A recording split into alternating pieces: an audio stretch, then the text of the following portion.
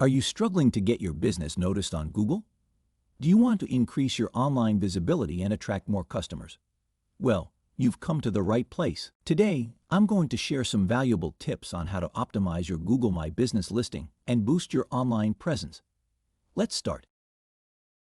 First, fill out your whole profile.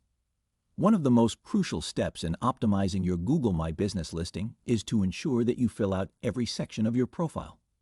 By providing complete information about your business, you make it easier for Google to match your business to customer searches, ultimately improving your search ranking. Second is to add photos.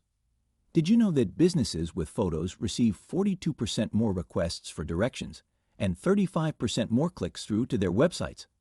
That's right. So don't forget to add high-quality photos of your office, team, products, and anything else that showcases your business. Third is post news, updates, and special offers. Keeping your Google My Business listing updated with the latest news, updates, and special offers is a great way to engage with your audience and attract new customers.